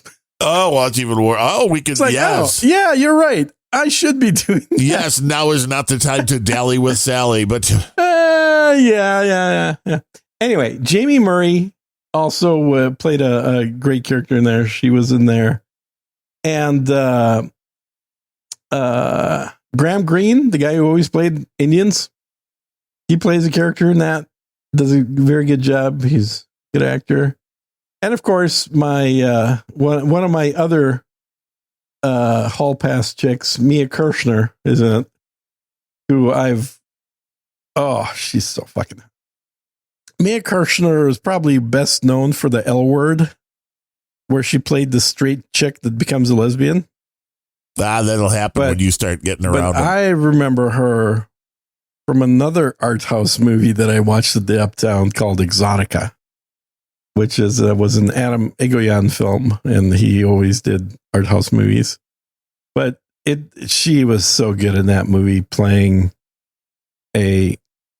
she played a girl that babysat the main character's daughter. And then in most of the movie, she is a stripper in the nightclub where this guy who's the father of the girl she used to babysit comes in for lap dances with her. And the soundtrack for the movie was incredibly good. It had the song "Everybody Knows" by Leonard Cohen as her strip routine music, where she walks in wearing a Catholic high school girl's uniform, which every woman should own. She was in 24. Okay, we're gonna have to stop doing the show for about 5 minutes.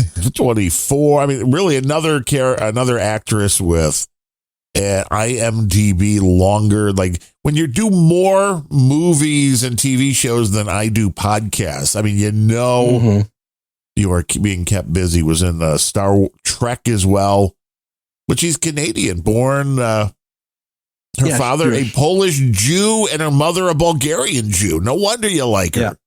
No, she's fucking perfect. Gene keeps finding his perfect woman. My ex-wife kind of looks like her. But now she's your ex-wife. Yeah, if you look up Exotica, which came out in 1994, I believe. That was the movie that I first saw her in, where she's wearing, and in fact, on IMDb, if you click on the Exotica trailer, you could see the girls. There's the dance right there, right in there. Yeah. I never saw that. It was a very intellectual movie about. Very intellectual. It really is. It's a movie that tackles the.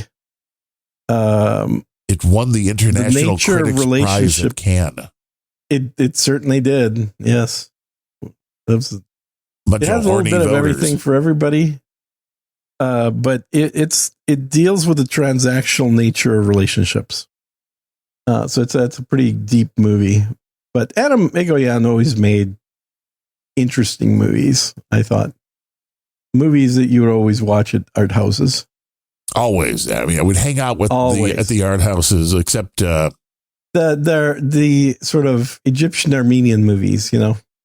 See, but unfortunately, I've been in a steady relationship since 1988, so the whole having time to go to art houses is a little less. Yeah, you weren't allowed to. I get it. No. But did we see Brooklyn came in with 33 and says CSB asked Curva, is Unrelenting Pod live now or recording? Well, come on, CSB, of course, live. It's totally recorded. It's always recorded. I don't know what you're talking about. Never live.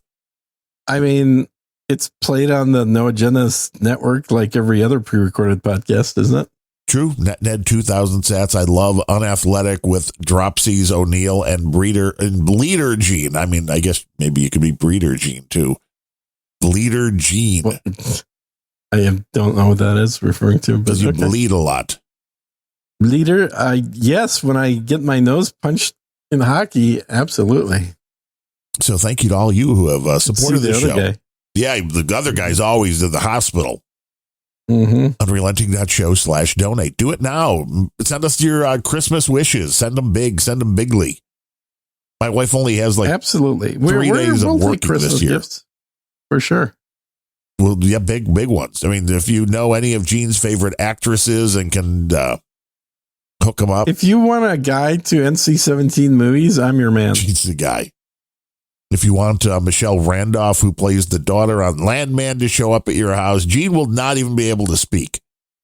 He'll just go. I don't know. I mean, she's kind of getting old, but no, that's the daughter. I know. You're like 20. Now that you know she's 28, the spell has been broken. Got 2 years left, man. That's it. Yeah, I figured she was like 22. I didn't think she was 28. That's pretty good shape for a 28-year-old.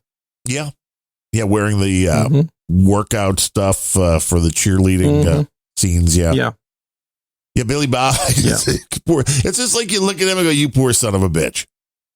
And obviously, we're finding out that his mother was, a bit of a train wreck as well. So, yeah.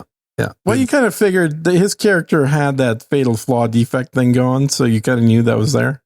And the just deadpan way spoilers that he that he dealt with this stuff. He was sitting in his truck and he's talking to one of the other dudes who's like standing outside of the truck, and Billy Bob tells him, "Yeah, I got to go up to Fort Worth or wherever, for a funeral." And the guy's like, "Oh, who died?" And Billy Bob's like, "My mother." And the guy's like, "Oh, I'm sorry." And Billy Bob's like, "You didn't know her." And then just drives away. You wouldn't be if you knew her. Yeah. Like, damn. Yeah, it's interesting to see if they end up having his dad character move in with them now as well. Yeah, Sam Elliott's good. I mean, how old? He's playing like 80 something. He's got to be 80, man. He is up there. He still has a perfect set of hair. Yeah, I know. It's very annoying. Yeah. He's got more hair on his lip than most men have. That's true. That is true. Now, I have had the mustache that big a few times, and it's not fun. It gets in your food. It is always easier to trim the mustache to where you can really feel it. His whole brand has been that mustache. The mustache that covers both lips. He is 81. Yeah, I knew it. And still pulling it off. I mean, he's a very entertaining dude. He was it's amazing. He was really good on that show. What was it called? The Farm or the Ranch? The Ranch. Yes, I love The Ranch. Until it got ruined by DJ Donkey Punch. Well, it got ruined by the producers getting woke and deciding that a good actor on their show was worth killing off because he was accused of some bullshit by somebody who lied. No, there's no question. I don't buy any of the... some of that happen, but I think we talked about it when the whole thing went down, where the one was his girlfriend, and like, oh, he did this to me, this to me, this to me, this to me. Years later, they always come out with this bullshit. Right. Years later. So you broke up with him right away and ran, right? No. Stayed with him for another year and a half. It's like, then it didn't really happen. Yeah. No, this whole believe all women bullshit needed to come to a head and be over and done with. The first rule of being a man is you learn you never believe any women. With anybody, you need to verify everything. Yeah. Verify everything. So That was a very good show. I thought it was made on a super slim budget.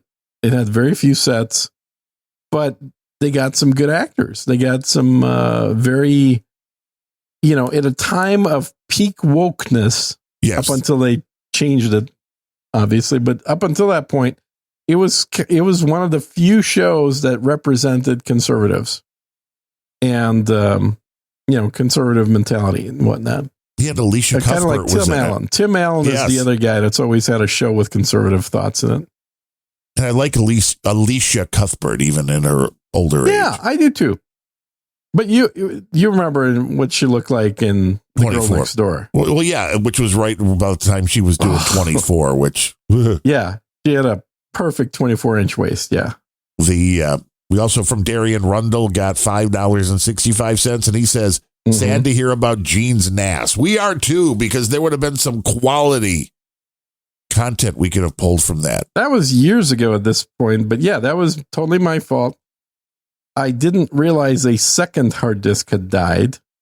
The NAS was quietly sitting there blinking, telling me a drive died for probably 6 months. And then the second drive died. And of course, 2 drives it couldn't handle.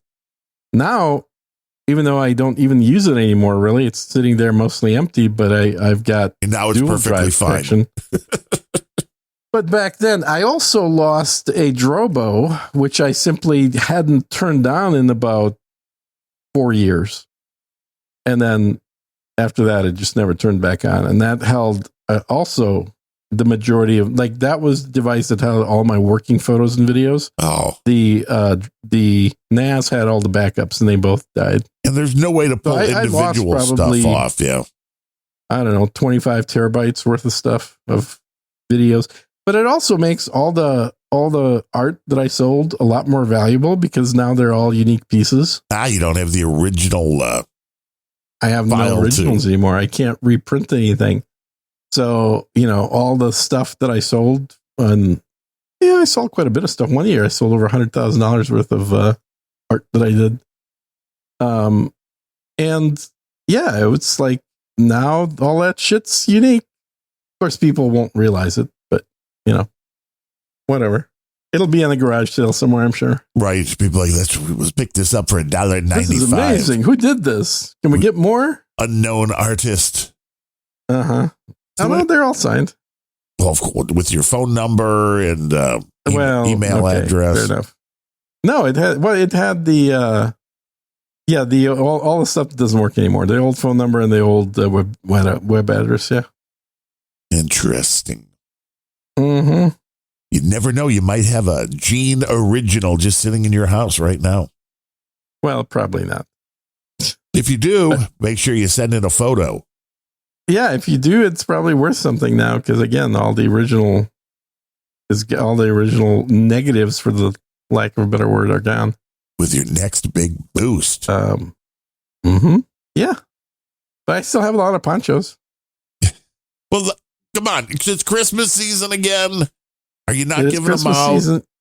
How do you not? No, I do. That's all as far as I'm concerned, those are my Christmas gifts. When anybody rings your doorbell on Halloween or for anything, really. Happy Christmas, I would tell them. I think every time an Uber drops off food, you should just be like, here's your tip. Toss them a poncho. Mm-hmm. Yeah, the thing is, if you look at who actually delivers the Uber deliveries these days, they don't speak English. No, that's the problem. No.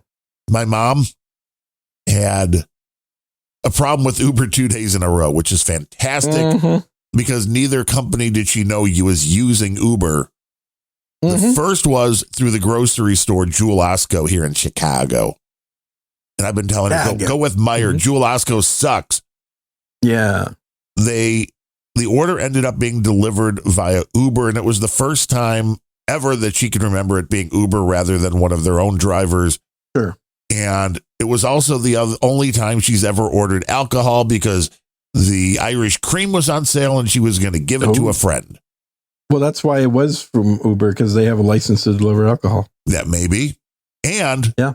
So the guy asks her for an ID and she gives her license, which was expired. So he scans that and he's like, no. And she's like, well, okay, I've got an Illinois state ID as well. Yeah. which had an expiration of 99999 because they don't expire. Right. He wouldn't accept it. He didn't speak English. And my mom's in her mid-80s, so the whole we can't give you alcohol because we can't. You might be too young. You're right. We can't verify your age. And she's like, well, okay, then forget it. Take the Irish cream back. I want the groceries. And the guy's like, no, you'll get the refund. And just took like all the groceries and ran. Yeah. Yeah. Like, what the fuck? They don't have a way to separate it out. Yeah, this is all what you're describing is it tells you that in fine print on their website. Which, of course, if you're ordering through Uber, that would be one thing. But when you're ordering through a third party and the other one. I had some long working hours and just wanted to have a little pizza to snack on the other day. Yes. So I rarely do a pizza because it's fucking pure carbs and I don't need the carbs. I should be focusing on protein. But I did get a pizza, and the place is only like 7 blocks away. So you could have walked. And so I used the Papa John's website to order the pizza. I'm not going to walk at 60 degrees out. What are you, crazy? 60. It's like 40 below here. I don't have a jacket. Oh, well, I have shorts and short sleeve shirts. That's all I own at this point. You have an Adidas tracksuit? Come on. I do have an Adidas tracksuit, and it's too warm for that. Anyway, so I ordered it on the Papa John's website, right? So they're like, okay, you'll get your pizza within 30 minutes, whatever. And then it pops up with a message that says, your pizza being delivered by, rattle off some companies do food delivery. Uber Eats. No. Different one. There have been a bunch of different ones. Why can I only remember Uber? What was it called? I think I closed DoorDash. the website. Yes, DoorDash. Yeah. A little message pops up on the screen from their website redirecting me saying your delivery would be delivered by DoorDash. I'm like, well, since when is a pizza with their own delivery drivers using DoorDash? Right. Either it's cheaper for them to use DoorDash or DoorDash is their overflow when they get more orders than they have drivers. Right, because they take like a third of the order. So I have a hard time believing it. I don't remember the last time that I had a non-pizza delivery guy doing pizza delivery. Like, right. Maybe this is a new thing where every delivery at this point is going to be via DoorDash. I don't know. It may be, because that was the next day that my mom they had some a couple over for dinner, and they ordered a pizza from Lou Malnati's. Fuck Lou Malnati's too. You always say that. I know I don't like Lou Malnati's, but they're like, okay, the pizza will be there at like 6:30, whatever it was, and they're like sitting there, and it comes like 6:30, 6:45, 7:15. My mom finally goes, well, I'm going to call. And she calls up the Lou Malnati's, and they're like, we're waiting here. It's 7:15. You said 6:30, and they're like, no, it was delivered on time. The fucking Uber guy left it on the doorstep, and it was literally 7 degrees out. Cold. Wow. By 45 minutes later, the pizza was like refrozen. To be fair, she talked to a manager there who like gave her the whole $72 off and gave her another $40 gift card and said that he called Uber and said they're never going to use that motherfucker again. Yeah. But it's like, how do you not ring the doorbell when you're delivering food? I know. It's a whole new world we're living in. I'm like, it does seem like wacko land, because pizza, that was a job. Kids, if you were 16, you went and you got a job delivering pizza. Mm-hmm. Now, what are these kids doing? I don't know. They're jacking off, watching porn on their phones. Is that what it is? Yeah, got no time to do a job. I guess. I mean, I guess time to watch porn? Just a hand job, I guess. How do kids even watch porn on? I mean, you used to be able to go to an art house theater.